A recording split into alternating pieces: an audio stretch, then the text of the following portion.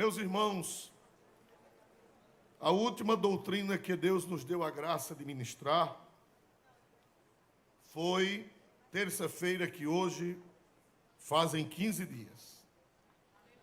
E como eu disse aos irmãos naquela noite, ficou ficou ainda, como nós nordestinos dizemos, ficou uma rebarba, que não deu tempo de ministrar naquela noite. E com a ajuda de Deus, nós queremos aproveitar o pouco de tempo que temos hoje para transmitir alguma coisa que faltou sobre a menina da casa de Naamã. Os exemplos que Deus nos dá através daquela menina. Meus irmãos amados, aquela menina foi sequestrada da casa de seus pais. Houve uma tragédia, uma guerra entre a Síria e o povo de Israel. E Israel perdeu. Irmãos, quando eu fico pensando na situação de uma guerra, irmãos amados, só os loucos, os maus, os ímpios, os perversos e pervertidos é que querem a guerra. Quando você vê a reportagem da guerra que está havendo na Ucrânia, a destruição, meu irmão, como é que a pessoa tem prazer de ver o povo destruído? Só sendo Satanás na vida daquelas pessoas, né? Só sendo o inimigo, porque uma pessoa, um ser humano normal, ele não tem prazer de ver uma coisa daquela.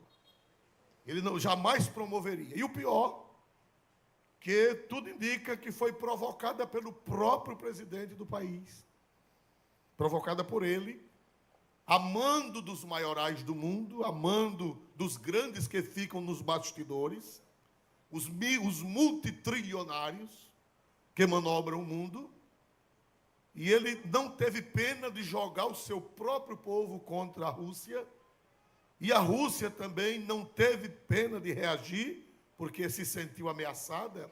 Eu não posso entrar nos detalhes, porque eu não sou da área bélica, não tenho profundidade, mas a gente entende pelo Espírito que tudo aquilo é programado para que haja fome no mundo inteiro, para que o petróleo suba, para que tudo é projetado por seres ocultos, tanto demônios como gente, para provocar fome, para provocar a Terceira Guerra Mundial, para fazer o caos e depois apresentar o quê? A solução. E a solução que eles vão apresentar é um governo mundial. E quem será esse governante mundial? A igreja aqui é bem doutrinada. Quem será esse governante mundial? O anticristo. Como está na Bíblia profetizado, que o mundo vai cair na mão de um governo mundial. Um governo tirânico, um governo opressor, um governo maligno.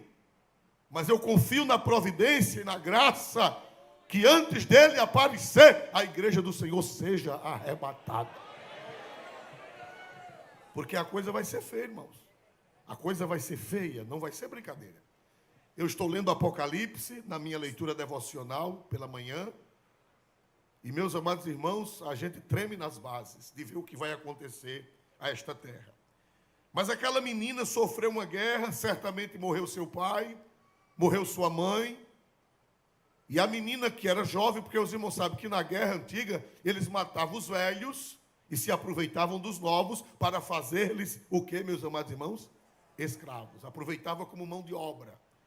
Matava os velhos e aproveitava os jovens e as crianças. Nós já vimos a índole da menina, nós já vimos que aquela menina era uma serva de Deus. E os pais não deixaram herança para ela. Fixe bem isso. Os pais não deixaram herança. Os pais deixaram legado. Olhe para cá, diga comigo, herança e legado. Qual a diferença de herança para legado?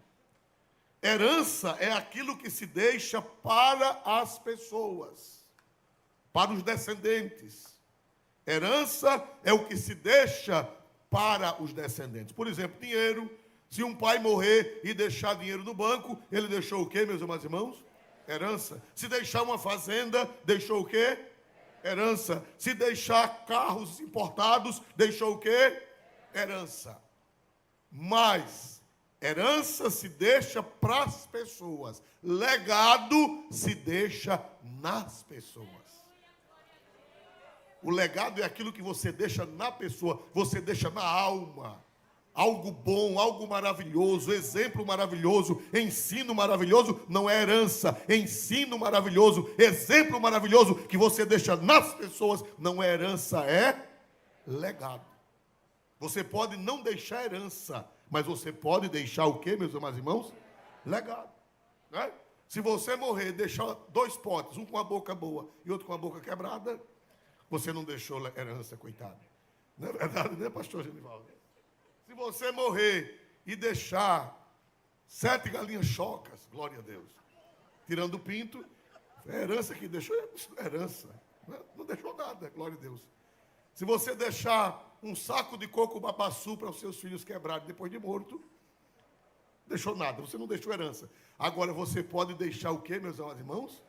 Legado. É aquilo que se deixa de exemplo, é aquilo que se deixa de ensinamento, é aquilo que se deixa de lição, é aquilo que se deixa de profecia, é aquilo que se deixa de Deus nas pessoas. Herança se deixa para as pessoas e legado se deixa nas pessoas. Aqueles pais daquela menina deixaram herança ou deixaram legado? Vamos pensar. Legado. Me ajudem mais alto. Eles deixaram o quê, meus amados irmãos? Legado. Legado. Deixaram legado. Agora, se puder deixar herança e deixar legado, une-se o útil ao quê, meus amados irmãos? Ao agradável, né? Louvado seja Deus. Meus amados irmãos, aquela menina, ela recebeu um legado. O pai morreu, a mãe morreu, mas o legado que eles deixaram ficou intrínseco na alma. Nós falamos a semana passada como é que você pode deixar esse legado para os seus filhos. Irmão, tem crente que não se preocupa com os filhos, não se preocupa com os netos. Para ele tanto faz como tanto fez, se os filhos forem crentes, se não forem, se os netos forem crentes, se não forem. Não procura ganhar os sobrinhos para Jesus, não procura trazê-los à escola dominical, não procura levá-los ao culto doméstico na sua casa. Se preocupe com a sua família. A Bíblia diz que quem não ama os seus, negou a fé. E é pior do que o infiel, é pior do que o incrédulo. Eu quero chegar no céu e quero encontrar minha família no céu. Quem crê no céu, quem crê na salvação, não quer ir sozinho para lá. Não quer ir sozinho para lá. Quem tem certeza que Cristo lhe salvou, quem tem certeza que Cristo lhe perdoou, quem tem certeza que Cristo lhe transformou, que Cristo lhe fez nascer de novo e tem herança no céu, essa pessoa não quer ir sozinha. E principalmente levar os que amamos. Levar nossos filhos, nossos netos, né? Nossos bisnetos, nossas noras, nossos genros. Glória a Deus, pregar para eles, dar exemplo para eles, ser uma testemunha de Cristo para eles. E hoje aqui o assunto é criança. Nós vimos a semana passada que Deus mandou inculcar. Vamos voltar para Deuteronômio 6, 5 e 6. Deuteronômio 6, 5 e 6, por favor. Amarás, pois, o Senhor teu Deus de todo o teu coração, de toda a tua alma e de todo o teu poder. E estas palavras que hoje te ordeno estarão no teu coração, e as intimarás a teus filhos, e delas falarás assentado em tua casa, e andando pelo caminho, e deitando-te, e levantando-te. Deixe na tela, por favor. E as intimarás aos teus filhos. Você tem que amar a Deus, guardar a palavra de Deus no coração e intimar os filhos. Uma intimação não é algo voluntário. Quando o delegado lhe intima, hein? Você vai se quiser ou tem que ir? tem que ir. A intimação não é voluntária, a intimação é coercitiva. Você não pode intimar seu filho a ser crente. Você não pode intimar ninguém a ser crente, mas você pode intimar a ouvir a palavra. Pode intimar a ouvir a palavra. Menino não quer ouvir a palavra, menino quer brincar, e no tempo moderno, menino quer o celular na mão, menino quer o tablet, menino desse tamanho, nem pode com o tablet, já está com ele debaixo do braço. Então você tem que intimar. Intimar. Não, eu quero brincar aqui um joguinho aqui da galinha pintadinha. Você nem a galinha pintada, nem a galinha preta, nem a galinha branca. Você vai agora para a palavra. Nós vamos fazer o culto doméstico. É intimação. É intimação. Glória a Jesus. É intimação. É a palavra de Deus que diz: as intimarás. Só que no hebraico é mais forte. No hebraico, quem traduz melhor é a Bíblia atualizada. Como é que ela diz, a atualizada? Inculcarás. Inculcarás. Tem na Bíblia Nova Versão Internacional. Tem aí, irmão? Hein?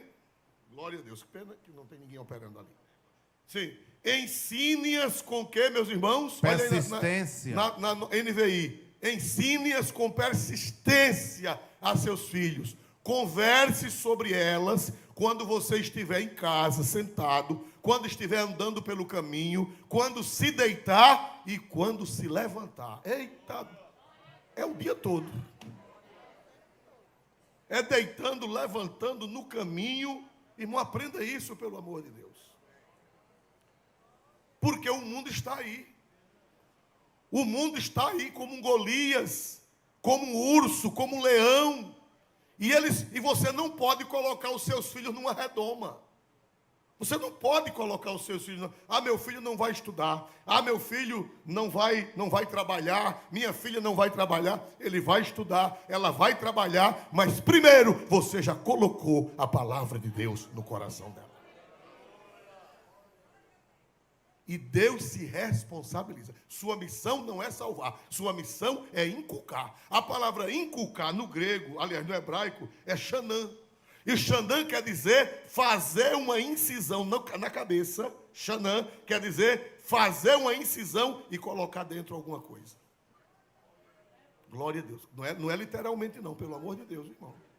Porque tem crente que não tem juízo. Uma vez um pastor foi fazer uma visita, chamaram o pastor, a irmã estava toda inchada. Isso o que foi, irmãos? A irmã disse: foi o meu marido me deu uma pizza. E disse: foi o senhor que mandou.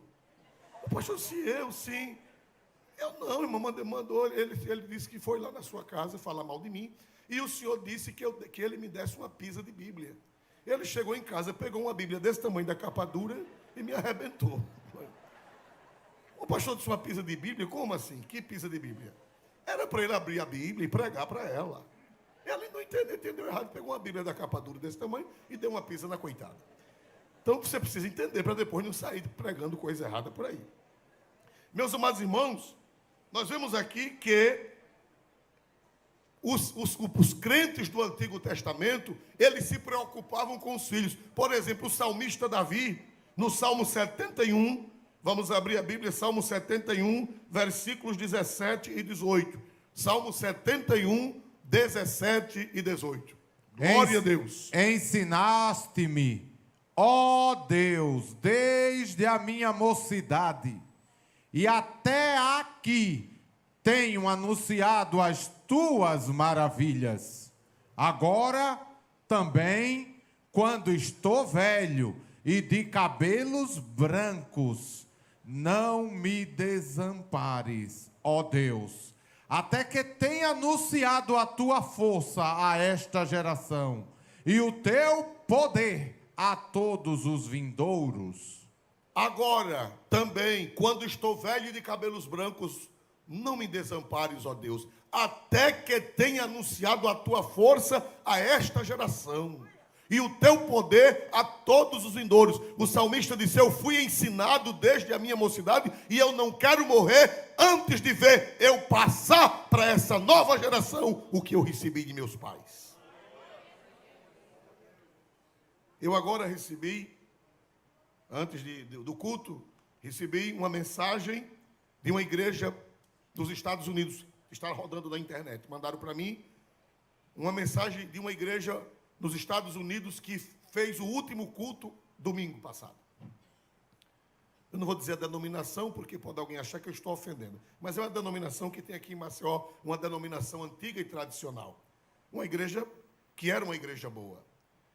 E aqui no Brasil ainda é uma igreja boa. Mas lá na América, eles não cuidaram de ensinar aos filhos, não cuidaram de transmitir aos vindouros, às crianças. E a pastora lá é uma pastora, e a pastora dizendo que não conseguiram passar para as novas gerações. E os mais velhos foram morrendo, e depois a igreja chegou a ter 19 membros. E com 19 membros não dá para manter. Não dá para pagar água, não dá para pagar energia, não dá para manter a zeladoria, não dá para manter a estrutura do templo, a estrutura da igreja, e eles fizeram o culto de despedida, o culto de fechamento da igreja. Isso chegou agora, antes do culto. E eu me ajoelhei entristecido. É uma outra denominação, mas eu não amo só a minha denominação. Eu amo os cristãos de um modo geral. Doeu a mim, porque são nossos irmãos. Glória a Deus, doeu na minha alma. Uma igreja bonita, uma igreja que foi inaugurada em 1905. O templo foi inaugurado em 1905 e agora vai ser exposto a quê, meus irmãos? À venda. Vai ser exposto à venda.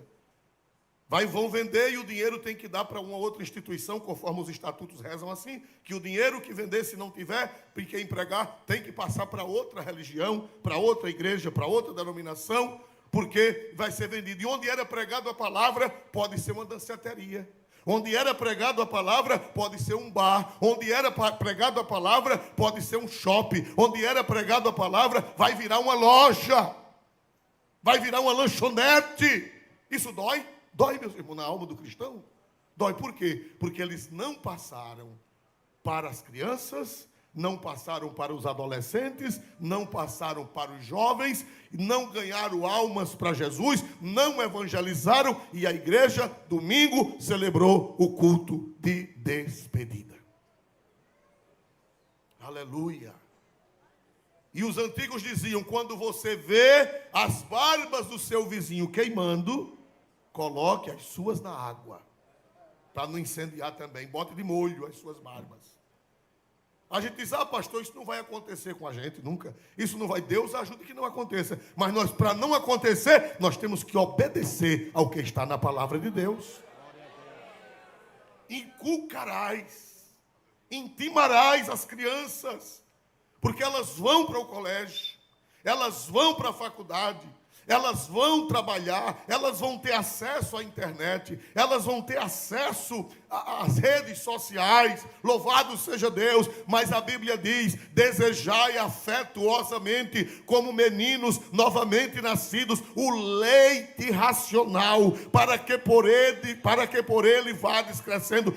O Espírito Santo disse que a Bíblia é leite, e leite corta veneno, louvado seja Deus. Quando uma pessoa se envenena, se dá o que imediatamente? Leite. E a palavra de Deus é leite. A doutrina que você dá a seus filhos é leite. E esse leite, ele vai cortar todo o veneno que aparecer na vida da sua criança. Quem dá glória para Jesus nessa Glória a Deus. Inculque, irmão. Se ele não quiser vir para a escola dominical, intime. A Bíblia diz, intimarai. Não, eu não vou não. Não vou não, que eu estou com dor de barriga. Faça como eu. Quando eu fui fazer a primeira prova, eu tinha um medo de prova. Glória a Deus, um medo terrível de fazer uma prova. Fizeram um bicho, eu criança. Minha primeira prova. Aí eu digo, eita, eu não vou não. Me lembro como hoje, um menino de 7 anos. Mas me lembro como se fosse hoje. Aí, vesti a farda, me sentei na cama. A minha mãe disse, olha a hora para ir para a escola. Eu disse, estou com dor de barriga. Mas menino não engana velho, porque velho já foi menino. Glória a Deus. A minha mãe disse, está com dor de barriga? Ô mamãe, faça um chá. Fizeram um chá de canela. Quem já viu que chá de canela certa dor de barriga? Aí me deram chá de canela com açúcar. Eu disse, está curado? Estou não. Só mamãe, traga a tabica do cipó de goiabeira. Descurou agora. Glória a Deus. Aí fui fazer a prova, tirei 10. Glória a Jesus. Glória a Jesus. Antigamente era assim, não era, irmãos? Glória a Deus. Isso é intimação. É intimação ou não é, irmãos amados? É intimação. É intimar. Intimar não tem querer, não. Glória a Deus. Glória a Jesus. O mundo mudou, mas a palavra de Deus é a mesma. A doutrina de Deus é a mesma. Glória ao nome do Senhor. E Davi disse: Senhor, eu estou velho e de cabelos brancos. Eu quero passar para os vindouros esse legado. Eu quero passar a fé, eu quero passar o teu poder para a geração que está chegando. Glória a Deus. Ajunte seus netos, ajunte seus filhos, cante corinho. Glória a Deus. Bota eles para baterem palmas ali cantando corinho. Não é pecado, não. Vamos cantar aqui um corinho. Ensina um corinho para eles. Leia um texto da Bíblia. Compre filmes. Eu cheguei na livraria Ágape um dia desse, e estava lá um jovem. Glória a Deus. Pastor, pai do senhor. Eu queria que o senhor pagasse esse negócio aqui para mim. Eu fiquei tão alegre, pensei que ele ia pagar para mim, mas ele disse: não, eu queria que o senhor pagasse. O que é? Isso aqui eu tenho um bocado de sobrinhos, e eu estou vendo aqui esse jogo infantil evangélico, e se eu levar, eles vão querer, porque é um negócio de mangá. E mangá é mangação, o que é isso que eu não sabia o que era? Não é um negócio de mangá, mas é evangélico, é cristão, lá na livraria Ágape. Aí eu disse: pois não. Aí me disse: quanto é esse negócio? Paga aí para esse menino levar. Ele preocupa, mas o que eu achei interessante é que ele estava preocupado com os seus sobrinhos. Queria levar algo evangélico para evangelizar os seus sobrinhos e os meninos da rua. Glória a Deus, que Deus levante, que Deus mova, que Deus faça, que Deus renove as nossas vidas para que nós possamos fazer isso. Glória a Deus. Temos que passar para os vindouros, como disse o salmista. E o Novo Testamento, irmão, eu acho lindo o casamento do Antigo Testamento com o Novo. Eu acho lindo. O Novo Testamento não contradiz o Antigo, é a palavra de Deus igual, é a palavra de Deus que complementa, é a palavra de Deus que soma, é a palavra de Deus que esclarece. O Novo esclarece o Antigo. Vamos ver o que Paulo disse, a mesma coisa que Moisés disse, Paulo disse com outras palavras em Efésios, capítulo 6, versículo 4, por gentileza. E vós, pais, não provoqueis a ira a vossos filhos. Não provoque a ira. Faça as coisas sem provocar a ira, sem violência. Mas criai-os na doutrina e na admoestação do Senhor. Veja que equilíbrio. Pais, não provoqueis a ira a vossos filhos. A Bíblia é equilibrada. É para criar na doutrina, mas sem provocar o quê, meus amados irmãos? A ira. Quando eles terminarem o culto, deixe eles brincarem.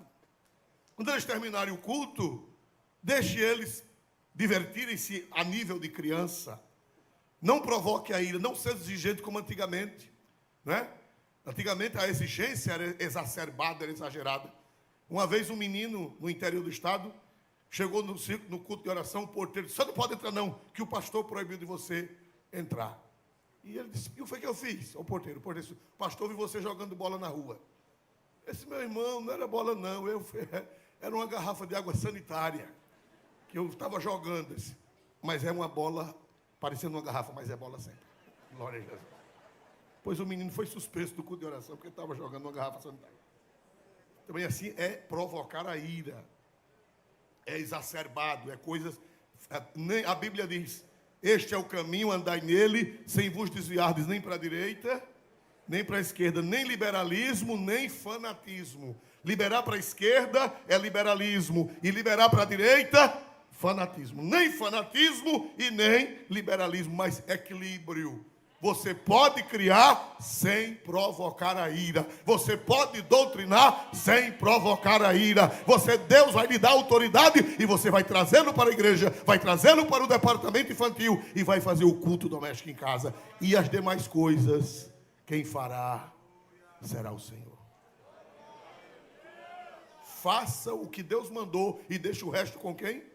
Com Ele. Eu conheço um rapaz numa igreja que eu trabalhei. Há poucos dias eu estive lá, ele é presbítero da igreja. Poucos dias, está com menos de um mês, eu estive lá nessa igreja e esse rapaz estava no púlpito. Esse rapaz foi criado na igreja, eu conheci, mas foi estudar, foi fazer curso superior e lá embebedaram a cabeça dele com o progressismo, com o modernismo, com o esquerdismo, com todo o ismo, e ele ficou embriagado, irmão. Ficou embriagado e afastou-se da igreja. Afastou-se da igreja, passou uns 5 anos fora da igreja, frio na fé, porque o veneno foi colocado na cabeça de todos, inclusive entrou na cabeça dele. Só, meus irmãos, que depois de 5 anos, o leite que tinha sido colocado desde ele criança, começou a ferver, começou a ferver, começou a ferver, e foi matando o veneno, e foi matando o veneno, e foi matando o veneno, e hoje ele é presbítero da igreja. Quem dá aleluia para Jesus por isso? A Bíblia diz: instrui a criança no caminho que deve, e quando envelhecer, e até quando envelhecer, não o que, meus irmãos? Quer dizer, vai chegar a hora que vai fazer efeito.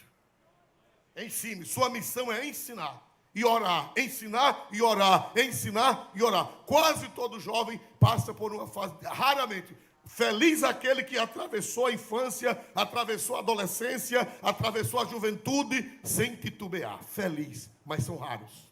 Mas alguns sempre titubeiam, porque a pressão é grande, a pressão interna e a pressão externa. É verdade ou não é? A pressão externa são os hormônios. E a pressão externa, o mundo, o diabo. Mas Deus é maior para vencer carne, para vencer mundo, para vencer diabo e fazer a semente brotar. Amém. Então, meus amados irmãos, aquela menina, ela foi inculcada. Os pais daquela menina criaram-na, e outra coisa, presta atenção, ela tinha uma profunda admiração pelo profeta. Vamos ver isso no capítulo 5 de 2 Reis, versículo de número 3. Veja a conversa da menina. E disse esta à sua senhora: tomara que o meu senhor estivesse diante do profeta que está em Samaria, ele o restauraria da sua lepra. Qual era o conceito que aquela menina tinha do profeta Eliseu? Qual era o conceito? Baixo ou elevado? Elevado. Me ajude a pregar. Baixo ou elevado? Elevado. Quem foi que fez aquela menina admirar o profeta? Quem foi que fez aquela menina respeitar o profeta e confiar no profeta? Os pais. Certamente o pai daquela menina que morreu, a mãe daquela menina, eram pessoas que falavam bem do profeta. Ela foi para a Síria, ela foi sequestrada, ela foi cativa, mas ela ficou com o maior respeito, a maior reverência no seu coração, pelo profeta de Deus que ficou em Samaria. Irmãos amados, eu conheci uma senhora no começo da minha fé, faz muitos anos, foi em uma outra cidade, não foi na minha cidade, onde eu me criei, foi em outra cidade. O pastor dava doutrina na igreja. Naquele tempo a doutrina era apertada mesmo, não era usos e costumes, era mais falando dessas coisas do que mesmo da doutrina propriamente dita. Aí, meu irmão, quando ela chegava em casa, ela juntava os filhos e dizia: olhe, meus filhos, tudo aquilo que o pastor ensinou está errado. Quem vai ensinar certo agora sou eu. Aí desmanchava o que o pastor ensinou e ia ensinar a doutrina dela. Resultado, não tem um filho. Uns estão desviados, outros estão em outras denominações, com a cabeça revoltada, vai para uma denominação, vai para outra, chega numa denominação, depois vai para outra, se revolta, sem paz. Os filhos não têm paz. De quem foi a culpa? Me ajudem a pregar. De quem foi a culpa? Da mãe, irmão. Você vê que essa menina, ela tinha um respeito pelo profeta. Ela disse: ah, quem dera que o meu senhor fosse para Samaria. Lá em Samaria tem um homem de Deus. Lá em Samaria tem um pastor crente. Lá em Samaria tem um homem que ora e Jeová ouve e a pessoa fica sarada. Fale bem do ministério aos seus filhos. Nunca fale mal dos pastores. Tem crente que fala mal dos pastores, que um dia um pastor, já contei aqui, mas sempre o auditório é outro, dificilmente são as mesmas pessoas, e às vezes quem está presente já esqueceu. Diz que uma família convidou o pastor para almoçar na casa. Aí levaram a menina, uma menina perigosa, não tem menina perigosa? E a menina perigosa ali, esperta, menina esperta, viva, Aí chegou perto do pastor, de um lado, o pastor estava à cabeça da mesa, ela olhou. Depois foi para o outro lado, olhou. E depois vinha olhar, viu, o pastor se incomodou, disse, minha filha, o que é que você está olhando tanto para mim? Vai para um lado, olha, vai para o outro, olha. Ela disse, aonde é que está a sua outra cara? Ela disse, eu tenho duas caras. Tem, que lá em casa papai e mamãe só vivem dizendo que o senhor tem duas caras. Aleluia. E a vergonha para os pais, hein, irmão? Menina, cala a boca. Cala a boca o quê? Já disse. Meus irmãos, não fale mal do pastor. Não fale mal da igreja. Nós sabemos que há defeitos. Não estou dizendo que a igreja é perfeita. Não estou dizendo que a igreja só tem pessoas virtuosas. Não. Mas se você fala mal do ministério para os seus filhos, eles não têm estrutura. Eles não têm estrutura para discernir. Eles não têm estrutura para saber separar as coisas. E você vai abalar a fé daquela criança, daquele adolescente. Louvado seja o nome de Jesus para sempre e eternamente. Glória a Deus. Meus amados irmãos, aqui a palavra de Deus, ela ensina. Aquela menina, ela tinha respeito pelos profetas, pelo ministério. Mas aquela menina, pastor, o que eu acho interessante, irmãos, é que naquele tempo não tinha Bíblia. Naquele tempo daquela menina, só existia o Pentateuco. E o povo não tinha cópia. Só quem tinha cópia eram os sacerdotes e os reis. Ou então algum profeta. Mas hoje em dia, Bíblia tem de todo jeito, Bíblia tem de todas as capas, Bíblia tem de todas as versões. Toda criança hoje pode ter uma Bíblia, mas no tempo daquela menina não havia Bíblias impressas como hoje. Bíblia era uma raridade. Mas aquela menina, como era que era passado os mandamentos de Deus? Como era que era passada a palavra de Deus para as crianças? Era a tradição oral. No tempo de Abraão tinha Bíblia. Me ajude se no tempo de Abraão tinha Bíblia escrita. Não. No tempo de Abraão, nem o Pentateuco. No tempo de Abraão não havia nem o Pentateuco escrito. Não havia uma palavra escrita de Deus. Deus se revelava aos patriarcas e eles transmitiam o que nós temos hoje na Bíblia. Abraão, sem Bíblia, Deus disse que ele iria doutrinar a sua família, sem uma página da Bíblia. Vamos ver isso em Gênesis 18 e 19. Gênesis 18 e 19, por favor. Gênesis capítulo 18, versículo 19. Porque eu tenho conhecido que ele há de ordenar a seus filhos e a sua casa depois dele, para que guardem o caminho do Senhor, para agirem com justiça e juízo, para que o Senhor faça vir sobre Abraão o que acerca dele tem falado. Amém. Meus irmãos, aqui é Deus falando. Por favor, deixa a tela. É Deus falando de Abraão. Deus disse, porque eu tenho conhecido que ele quem? Abraão, há de ordenar a quem, meus amados irmãos?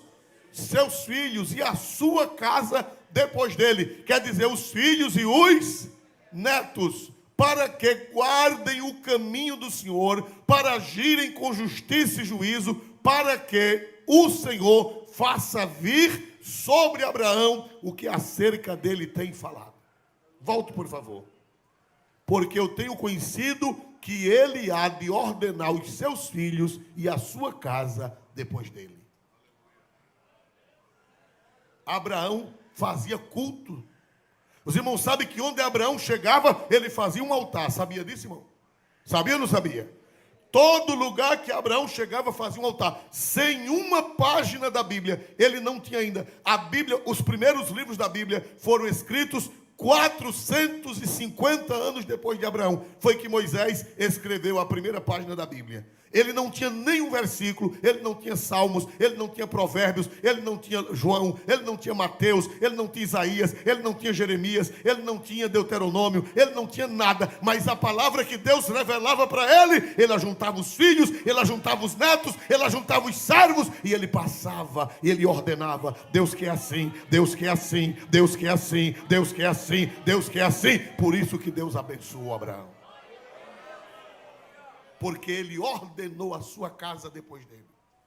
De maneira que, irmão, Abraão gerou quem? Me ajude para nós concluirmos, porque temos poucos minutos. Abraão gerou quem? Isaac gerou quem? Jacó. E Jacó gerou quantos filhos? 12. Os outros eram meio desmantelados. Mas tinha um que era o exemplo dos 12 filhos de Jacó. Quem era o que era o exemplo? Foi fraco? Quem era, irmão? José. José tinha Bíblia. José tinha Gênesis, Êxodo, Levítico, Números, não tinha nada. E como é que uma pessoa era crente como José? Sem uma página da Bíblia. Porque Abraão ensinou a Isaac, Isaac ensinou a quem? A Jacó, Jacó ensinou a José. E ensinou a todos os outros. Os outros não aprenderam, porque não quiseram. Veja que Deus disse: Abraão vai ordenar sua casa e vai ordenar sua casa depois dele. Quando você vê José, José é fruto de Abraão. Aquele homem de vergonha, aquele homem de moral, aquele homem santo, aquele homem que não pecava, era produto do ensinamento do seu bisavô. Abraão gerou Isaac, Isaac gerou Jacó, Jacó gerou José. Então Abraão era o que de José? Bisavô. A doutrina que Abraão deu na casa dele passou para os filhos, passou para o neto e passou para os bisnetos. Quem acredita que Deus vai fazer assim na sua família? Quem acredita, dê um glória para Deus. Diga: Deus, faça assim na minha casa.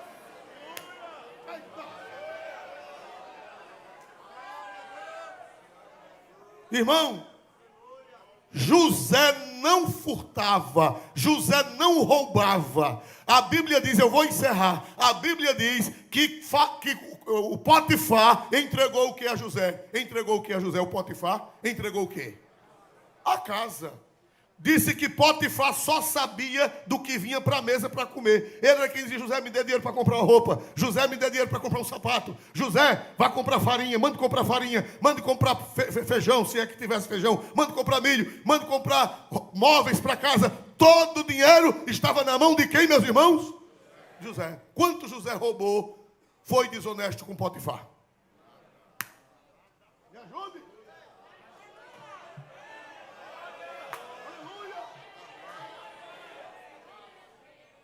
Onde foi que José aprendeu a não roubar?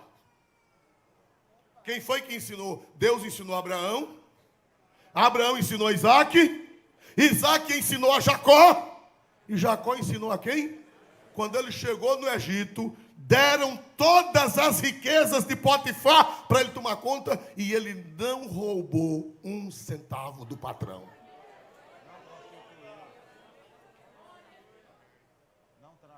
Não traiu o patrão. Quando a mulher de Potifar se jogou em cima dele, não dá tempo de ler as referências, nós temos essas referências, mas a hora se passou. Quando a mulher de Potifar, um irmão disse: irmão, como era o nome da mulher de Potifar? Eu disse: sei lá, deve ser Potifera. Glória a Deus, aleluia. A Potifera se jogou em cima de José. José, a Bíblia diz que José era bonito.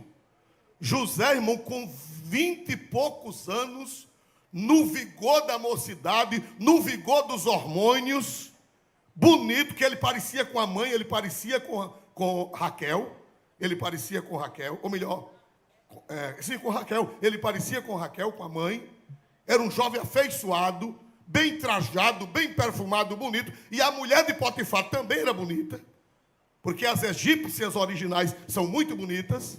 E meus amados irmãos, quando ela se jogou em cima dele, ele disse: mulher, Como é que eu vou pecar contra Deus? Como é que eu vou trair o meu Deus? E como é que eu vou trair o meu patrão? Eu não vou tocar em você, porque ele me deu tudo nesta casa, mas eu não tenho direito de tocar em você. Dá para dar glória a Deus, igreja? Dá para dar glória a Deus, igreja? Ele estava na vista do pai e na vista da mãe? Não, mas a palavra que o pai ensinou, que a mãe ensinou, ele levou para o Egito. Valores, irmãos, são repassados. Abraão ensinou a Isaac, Isaac ensinou a Jacó, e Jacó ensinou a quem? A José. Dá para dar glória a Deus, igreja?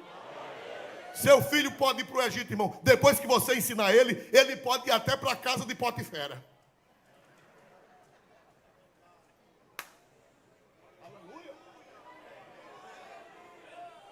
Depois que você orar pelo seu filho, sua filha, você ensinar, ele pode ir para a faculdade, ele pode ir para Harvard, ele pode ir para Oxford, ele pode ir para a Holanda, ele pode ir para o Japão, ele pode ir para a China, ele pode ir para onde for. A palavra está plantada no coração. Vamos nos colocar de pé em nome de Jesus.